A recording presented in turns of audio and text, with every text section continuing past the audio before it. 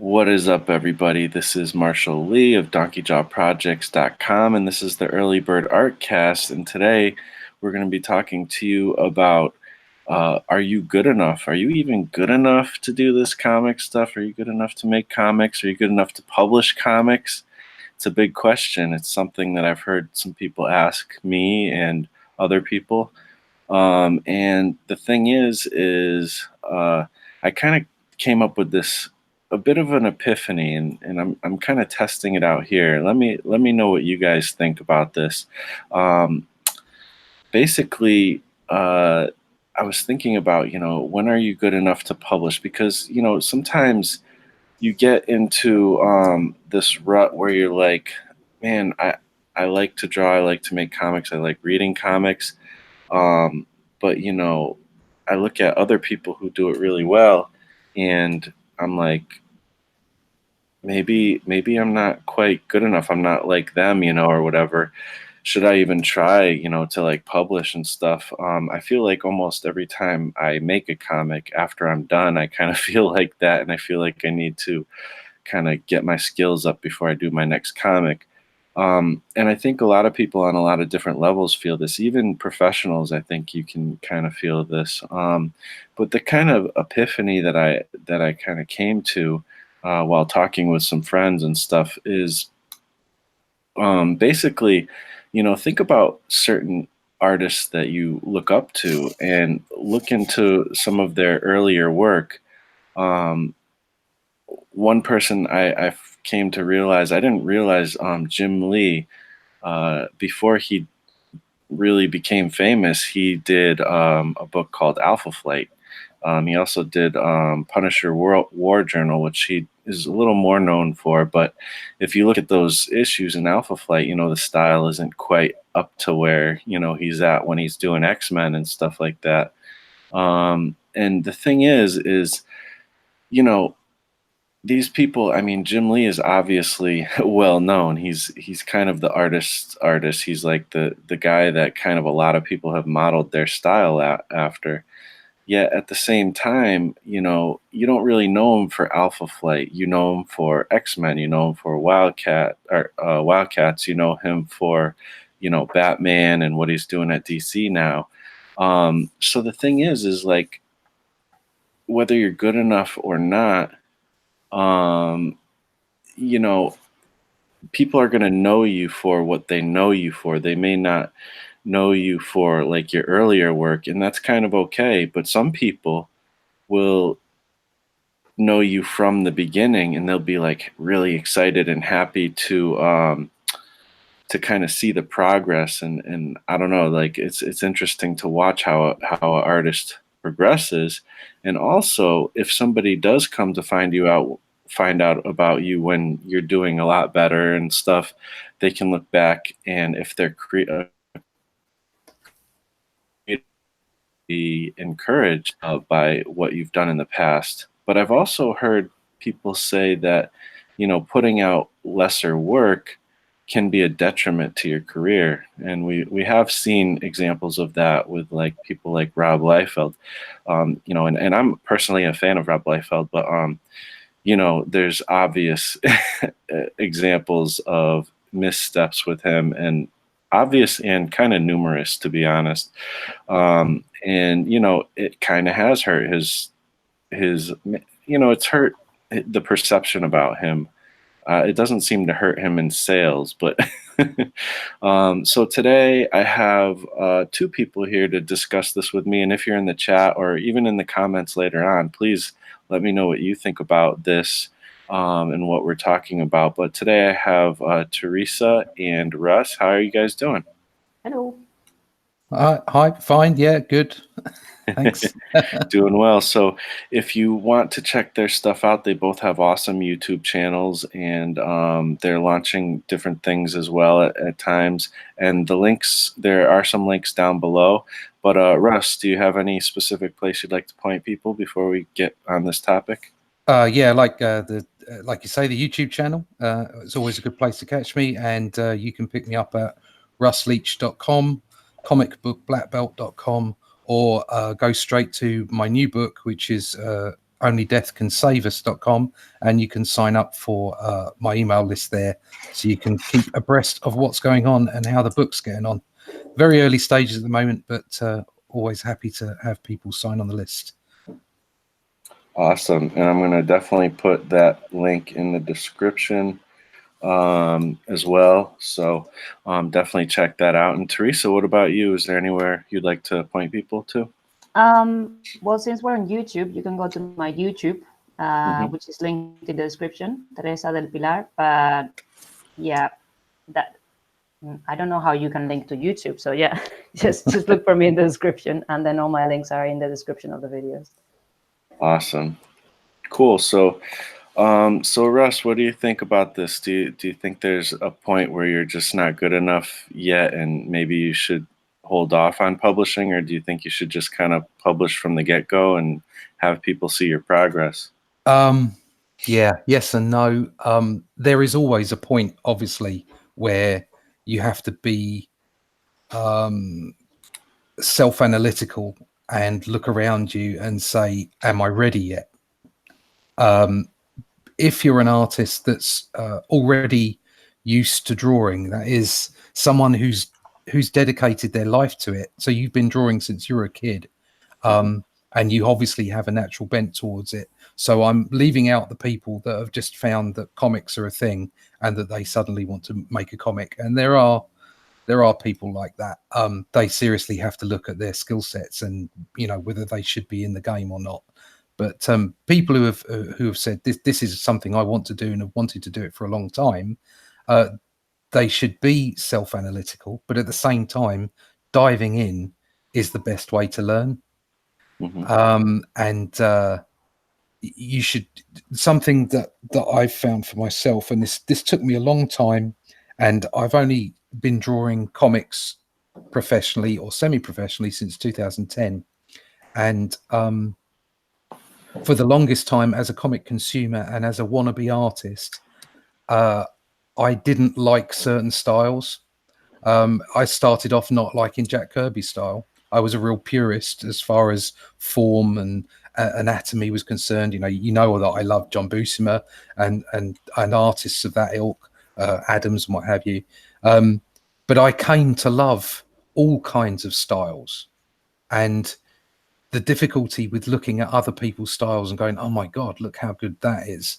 I think I mentioned recently about Murphy. I mean, his style is just incredible, but I could never incorporate that into my style. So you have to understand what makes you unique and bring that to the table. And like I was saying, it took me a long time to be mature enough to appreciate styles for what they were. You're always going to get certain styles that are style over substance, and you can see it a mile off. But at the end of the day, if people are putting themselves into that work with a creative ability, and they're working on that ability, then all styles are equally important. And you should just get your stuff out there and publish as soon as you can, as long as you are capable of following certain disciplines, I suppose, as far as the whole process of getting books done. Don't tell people something's going to be there and then don't give it to them. That's just straight up important. It doesn't matter about your style or your ability. Don't over promise. But if you're just bringing yourself and you're producing work and you want to get out there and feel that you can publish, and I think the best way of learning is doing it. Gotcha. What do you think about this, Teresa? There's a lot to unpack here. So you both have said a lot of things. But I would say the first thing you need to ask yourself is, why do you want to publish? I think the only wrong reason to publish is if you're at the early stages and you want to publish to get money. I think that's the only possible wrong reason. It's like nobody's going to pay for the art of someone that is not quite there yet. Plus, it's a person that is completely unknown. So other than that, I think publishing is something personal. You can do it because just it's something personal. And if you're not going through any particular industry, you're always ready to self-publish. Mm-hmm. But just make sure that you're doing it for the right reasons. That's my overall thought about it. But we can go more into details of what you both have said. Absolutely, yes. What you said there is absolutely bang on. I completely missed that, but you're absolutely right. Getting into it, because I suppose I kind of mentioned something about it being a passion and people wanting to do it for a long time and not just turning up and thinking, oh, I can make money. You absolutely nailed it. Yeah. That's the only time where I go like, oh, maybe you should reconsider. But other than that, it's all good. Yeah. So that's interesting. I mean, it does bring into the mix, asking for money for what you do. I don't know. It's really interesting because, and maybe it has to do with vision and stuff. I don't know. Because I'm thinking of like, examples too. Like there certainly has been crude art that has become popular. I think of things like Beavis and Butthead. Mike Judge. That's like not. I think it's pretty obvious that that's not the greatest art in the world. Yet it was a pretty big phenomenon, and it was pretty darn entertaining. I mean, I didn't love the art, but I sure as heck got a lot of enjoyment out of watching them when I was, a teenager and stuff like that. So I don't know. What do you think about stuff like examples like that? I mean, people have made lots of money off of like stick figure comics and stuff like that. Well, I think that the example you give is perfect because Beavis and Butthead is not a very polished style, but at the end of the day, it's very well designed. If you look at it, it's all very cohesive. And I think that's one of the things that you don't get at the beginning, because at the beginning, you're just trying things out. But if you look at Beavis and Butthead, even if it's a frame that is showing you the corner of a house and a tree, you kind of recognize this is Beavis and Butthead because it's all very well designed. And it's all very solid. It's just solid, the vision.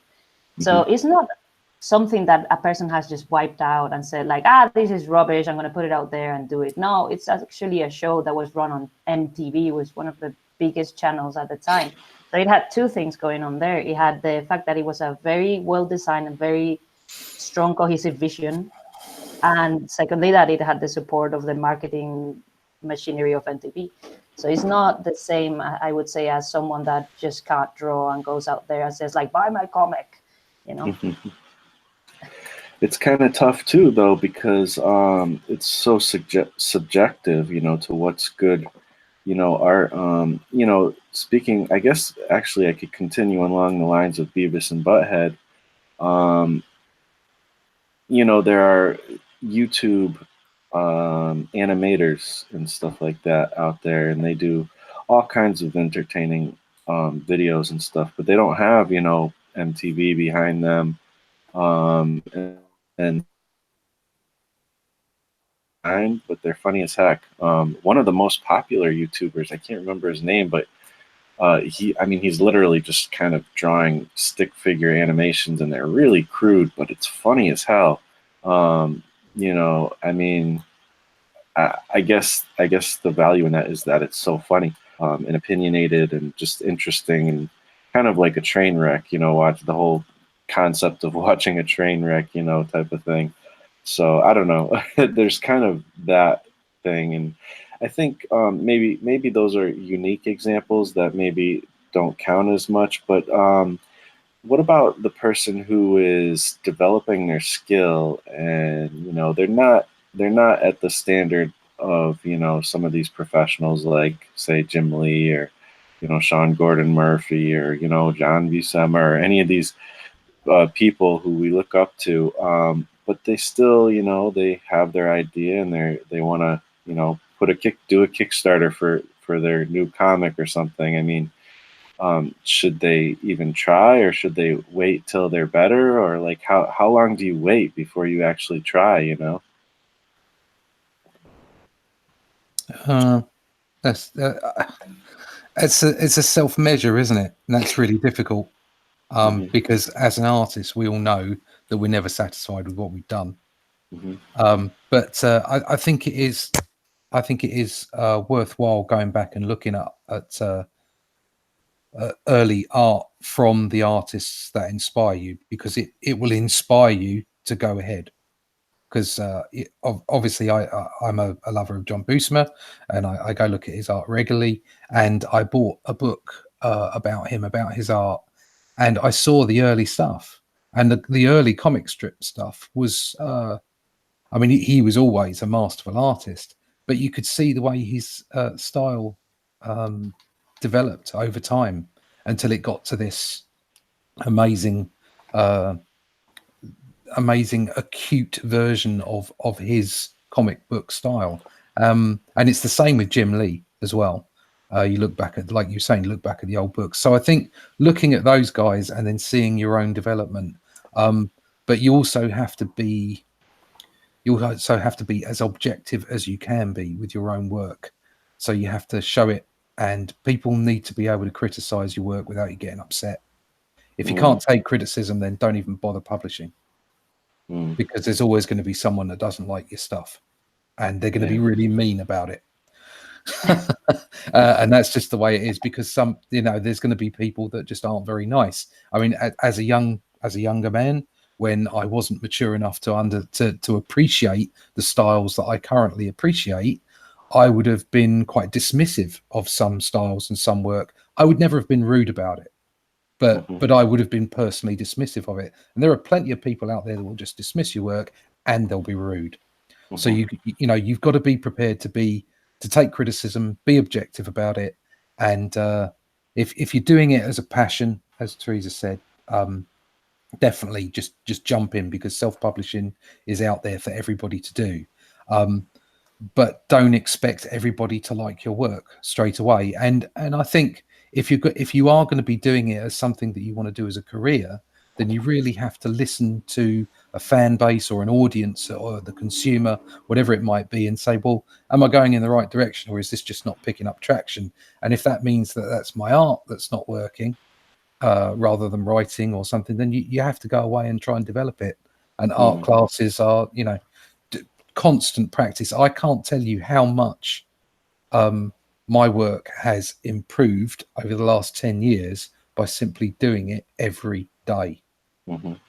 I'm embarrassed about some of the work that I had out before. When I again 10 years ago, I think there was a little bit left of that arrogance, and I thought, yeah, I can do this.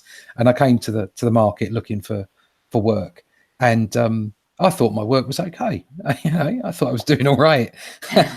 And I look back at it now and I cringe and go, oh my God, what was I doing? And what it's done, what that self-criticism has done, and self-awareness, not being so self-critical that you refuse to show anybody anything, or that you refuse to show your old work to anyone, but just simply being self-critical enough and self-aware enough that you grow and you think, right, how do I fix these things? And getting advice from other artists as well.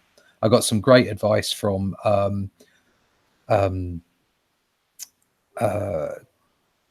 Palmiotti, Peter's brother. I got some great advice from I'm so awful with names. The Walking Dead, Charlie Adlard, and a couple of other people as well who have helped me along the way, and just said, well, your noses are a bit weird, or your mouths are, do some more lip work. And you go away and you look and you do it, but you have to take criticism and you have to be prepared to change and improve. Yeah, I come at it from a slightly different perspective, because obviously if you're in the American industry, there's like a standard of what you need to be doing. But I come at it from a more independent sort of perspective, where there is not a standard of noses, or, well, not that there is a standard of noses for American comic book, but you know what I mean, right? I don't know how to explain it. There's like an industry standard for quality and what they're looking for, right? But coming at it from the perspective of an independent creator that wants to do something that is more personal, I suppose. Not personal. I don't know how to explain it. Okay, I'm gonna stop trying to explain it, and I'm gonna say what I want to say. Yeah, just Which say is, yeah, thanks, thank you. I was getting into trouble there. So what I want to say basically is that unless there is a standard that you're trying to achieve, I would liken this whole thing to dating, I suppose. So like how do you know if you're ready to start dating someone or to start dating when you're like a teenager or whatever? Well, most people just go out there and get, their heart broken at some point and realize, well, I wasn't ready because I wasn't self-aware or whatever. And I think that if you're talking about, your noses are weird or your whatever is weird, you're at the level of maybe you should lose some weight or maybe you should comb your hair, that level of just present yourself in a way that is acceptable in this specific environment. But going past that, I think a lot of the time, whether you publish or you don't publish, is about, as you said, number one, are you ready to take in the criticism? Are you ready to accept that not everyone's going to like you? Because that is a reality of everything you do in life. People are not going to like what you do. People are not going to like you, and there's nothing you can do about it. And number two, are you ready to present yourself in an honest way and in a humble way to other people? So not go around like, hey, I'm the best. Just go around saying like, hey, I'm doing this. This is who I am. Do you like it? Do you not like it? Just, chill, be yourself, and be ready to take in the criticism. So that's more or less how I see it. And I don't know if that's specific enough, but inside me, I know what I'm saying. I don't know if it's very clear. no. I think that's absolutely important. Well, I suppose when I'm talking about things, details like noses and mouths and what have you, much like what you're saying, it's not whether it's right or not, it's whether it's convincing to a reader. Because lots of people have different styles, and there are lots of styles out there working for the main two, which don't actually produce a house style of mouths and nose and faces, and some of them aren't. I personally, I don't particularly are good from a substance perspective, and they are very much style orientated. But it's about convincing the reader and not pulling the reader out of their environment. So, like you're saying, you're not trying to hit a particular, or your view is that you're not trying to hit a particular standard or a particular way of doing things. It's about the creation and about communicating that, and that's the most important thing. And Yeah, that happens whether it's big publishing or small publishing. You have to communicate your story and do it in a way that you don't let the reader fall out of the story, whether that's script or art or whatever. yeah, like having consideration for the reader, and also not trying to be someone else, like being yourself, being the artist you need to be, and communicating that in the most honest, humble, possible way. Yeah, absolutely brilliant advice. Yes. Interesting. Yeah, I mean, I definitely agree with that stuff for sure. I wonder as well, because personally, I think I'm pretty realistic about, where I'm at as an artist. I know that I have some skill, but I know that, when I look at the things that I kind of know, I definitely need a decent amount of work, and there's definitely some fundamentals that are still really rough around the edges for me. But at the same time, I am trying to make a career, and I think there is, certain projects that I'm looking to kind of get off the ground. I've recently been, talking about, this the retro fresh comic explosion, as I'm calling it. And it's going to be, the plan was to collect previous works and maybe some new stuff as well, and kind of clean it up a little bit, do some colors and stuff, and then publish it as like an anthology and stuff. But that, all this work that I've done up until now and even now is still pretty rough around the edges. Should I really even publish that, or should I wait? Or is there such thing as and I mean, I'm just saying that as an example. you know, because there's a lot of people doing Kickstarters right now who are at all different levels, and a lot of those levels aren't necessarily, you know, Marvel, DC, you know, level professional, you know. And so I mean, is there a point where you're trying to publish something, and you're sincere about it, you're honest, you know, but you know, you are you at, is there a point where you're actually hurting yourself more than helping yourself? Is it a mistake to publish, do you think, sometimes when you're at an early stage? I think it would have to be extraordinarily bad to hurt you, or Mm-hmm. not you, but anybody. And in that case, you're probably in the wrong space anyway. Mm-hmm. Other than that, as long as people see an upward curve and are entertained, Mm-hmm. it's really about audience feedback and not about whether you're ready or not. I'm sure there are plenty of books and shows out there that weren't necessarily 100% ready, but they captured. And here's a perfect example: is like, I don't think that the Simpsons were ready when they launched. Mm-hmm. Personally, because I look back on those early episodes and they were presented really quite badly. If you look at the animation, how it improved and how good it was, and it's not like there wasn't great animation at the time. There's been great animation for a long time, but they managed it because it was the concept, it was the idea, and it was entertaining. Mm-hmm. So, you know, the Simpsons is not Beavis and Butthead as far as the quality of animation is concerned. Now, Beavis and Butthead could come back right now and they'd still be drawn exactly the same way. But The Simpsons continues, like with Futurama, continues to be quality on quality as far as the animation is concerned. But they weren't ready when they came out. So I think it's a matter of hitting the market and see what the market wants. Mm-hmm. I'm a big believer in kind of building a fan base, or building a readership, should I say. I don't like the word fan, but building a readership that wants to consume your work.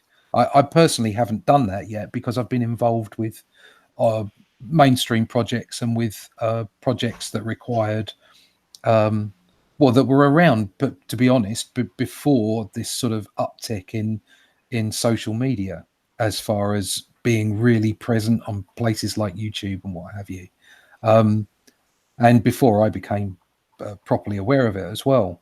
But now that I'm looking at my own book, I can see it's about getting out there and marketing yourself correctly, showing people what you've got, and hitting the ground running and saying, look, much like you're both saying, this is honest, this is it, you know, what do you think? And then taking it forward from there. Mm-hmm. So I don't think you're ever ready. I suppose it's like having kids. You're never ready. Yeah, and a similar example I think of to Simpsons or Beavis and Butthead. I mean, those are kind of, like you said, there is a big difference between Beavis and Butthead. But also like Teenage Mutant Ninja Turtles, like the Yeah. actual, you know, comic, as much as we all love it and think it's cool and stuff, I mean, that, you know, that art wasn't like the best, really, you know. No. That was one of the things that flashed through my head when I was trying to think of an example. Was the Turtles. So and yet you come full circle and you get to things like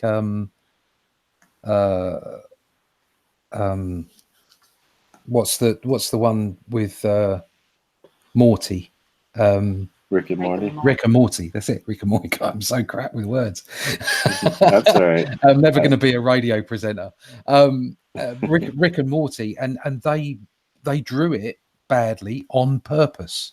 Mm-hmm. They were ready. They were ready. They had the complete idea and the complete concept, and they decided to roll. They decided to take the animation back into almost storyboarding. And yet, if you actually look at the visual fidelity that they create, and all the detail of the backgrounds and what's going on at any moment in time, it's actually quite impressive. Mm.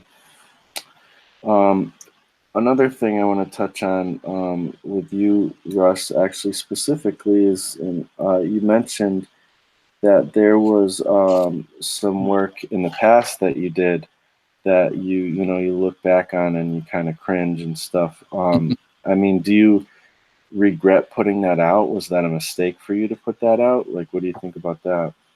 In the midterm, I regretted it because I felt, oh my God, it's not good enough. Mm-hmm. And now I don't, because Okay. it's like it can show a development. If you do go and find that work, you can say, hopefully you will look at it and go, is this the same artist? Is this the same person? And also you can look at it and just see a body of work, so that you can see that I've been around for a while. Mm-hmm. I've not just said, oh, I've been around for 10 years. I've actually got something, some that was published 9 years ago. And you can see a development, and you can see someone's career. So no, I think in total, unless it's absolutely diabolical stick figures, but you're claiming you're the best thing since Jim Lee, I don't think it's a problem. Got you. Cool. Yeah, I don't know. It's an interesting conversation because I feel like it's probably pretty controversial. Like I feel like a lot of people come down on the side of professionalism. You got to be a professional. You got to be put your best foot forward, that kind of stuff. But then I'm like on the other spectrum where I'm like, you made a comic yesterday, it was your first comic, publish it, like do it. Like that's how I tend to be. And I don't know, like I just, and also, with my own stuff, it's just like, it's weird. It's like all of those things are working in kind of fighting each other, like I want to be a professional, but at the same time, I want to put work out, and I don't know. It's just a dilemma all around the board, I guess. I think it depends. I think Oh, sorry. You go, Teresa. I was actually just going to go back to what you said about taking criticism, because I remember when I put out my first comic, or maybe it was the second. It was basically like literally would have been like my first comic or my second one, and I just said like, oh, I'm gonna get into this comic collective. We're gonna put it in a scene. We're gonna print it at somebody's work in a clandestine way. Staple it and give it away at Comic-Con. So we were giving away these little scenes with comics for free at Comic-Con. And then this guy approached me and said like, oh, are you this person? And I was like, yeah. And he just told me to quit. And I was like, okay, thank you. That's harsh. That is really harsh. Stop it. Stop, you're so bad. I was like, okay, I know, thank you. And yeah. So if you like, people are gonna hate it if it's bad, and if you're willing to take that shitstorm, then go ahead and publish, but just be aware that the shitstorm is coming. Yeah. So Yeah. good. Yeah. Well, that's horrible. What a horrible thing for anyone to say. I don't know. Like I think he was coming from a good place. He was one of those misguided people that believes that telling people to quit is like a act of kindness. Yeah. Mm. Yeah. Like, don't waste your time. You have so much potential in life. Just go and do something else. And I was like, thanks. It's I have been. It depended on my mood. If somebody says, "Should I work in comics?" I sometimes say, "Well, yeah, it's not necessarily the best place to be. If you're after money and fame, no, don't work in comics." I have said that, but I would never discourage someone from improving. And if somebody's got the balls to go out there and print something and have it on their table, I certainly wouldn't be that rude. We didn't even have a table. We were giving it away. Like, that's the level Yeah. we were at. Yeah, I mean that's a pretty hideous thing to say to someone, but Nah, it's all right. I think he was coming from a good place, even though yeah, it was something terrible to say. yeah, it's yeah, but yeah, it's difficult, it's tricky. Yeah, for sure. we have some people in the chat. Just want to shout out RU Shadow. Looks like he was having some problems with his keyboard, but thanks for hanging out. We got DA1Z Studios. How you doing? Thanks for coming out. No, I don't have a Kickstarter at the moment. I'm thinking about doing a Kickstarter in September. It's kind of what I'm working on here, the cover for this, but I've had some discussions with people and I'm not 100% sure yet. But yeah, anyways, Pepper DeLuca, how you doing, man? Thanks for coming and hanging out. XXX Skills, what's up? Spiller XX, there's a lot of X's in here. How you guys doing? Spiller XXXXX said, I made a comic 20 years ago in Germany. Now I am writing a sci-fi book and I'm painting with watercolors. I'd like to start a new comic, but unfortunately I do not have the time. Yeah, it's tough. Finding the time is tough, I think, for all of us, even if we're doing it professionally, to do our own projects and stuff. But I'd say try to work on it a little bit at a time every day. Even if you have to do it during like a lunch break or something, and you'd be surprised the progress you can make. That's great advice from you, because you are so committed and so disciplined at doing that. I've got to raise my hat to you for that. And something you mentioned earlier, which I wanted to pick up on, you were talking about professionalism. Mm-hmm. Professionalism is not the standard of your art. Mm-hmm. Professionalism is how you finish it, how you execute it, as far as getting it delivered to your client, and whatever that client may be, whether it's a reader or whether it's a client that's paying you for a specific illustration, and how you manage yourself and how you discipline yourself. And from that perspective, I can absolutely thoroughly say that you are professional. Oh, I appreciate it. Yeah, I think that's actually a topic that I think is worth having a full video about, because there's a lot of things I've actually hesitated on having that topic because sometimes I see people talk about professionalism and I get a little bit of a vibe from them that I don't really love. But I think you're totally right in what you're saying. It's almost like the idea of like your reputation and stuff, or your brand and stuff, and it really comes down to are you able to come through with what you say? But it's not just about. I would say it's not just about the hard-nosed aspect of it. I'm only guessing at what you may or may not like about certain other people's opinions on this. And I know there's some very hard-nosed opinions about what professionalism actually means, and that's very much based in money and finance. And my personal opinion of professionalism stretches beyond the financial aspects of it, and to a perspective of decency, doing what you say you're going to do, being the person that people can depend on. The reason I get repeat work is because I get it done on time, and because I'm easy to work with, and because people trust me over a period of time, hopefully. But so professionalism isn't just about finances. It's not just about doing the job, getting it done right, and then walking away, everybody's happy. It's also about building relationships, and especially if it's about building relationships with people that read your work, because they're invested in you as a person, let's say as a creator, as in they're invested in what you're doing. They like what you're doing. They're paying you. They're giving you a bit of their life, because it's time. Money is time. And they're paying you with a little bit of their life, effectively, to be entertained, or to be it's stimulated by the stories or the art or whatever it is that you're creating. So professionalism definitely goes beyond just the financial or schedule aspects of producing work.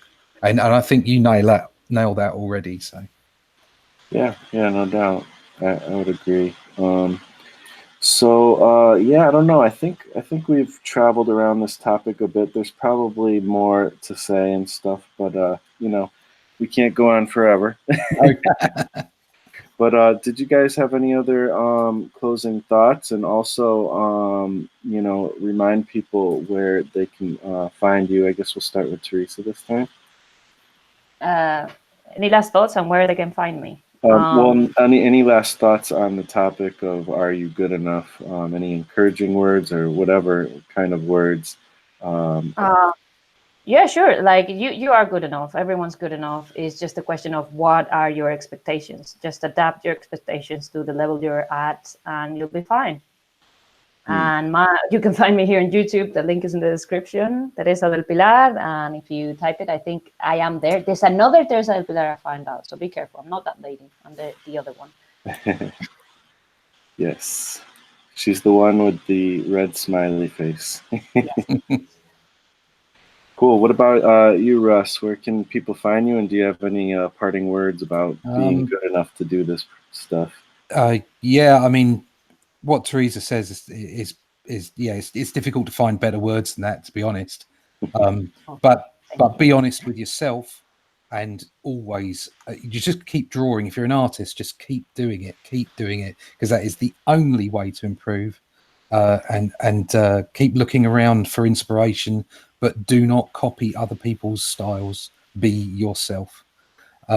You can find me at russleach.com. You can find information about my book at Only Death Can Save Us, oneword.com.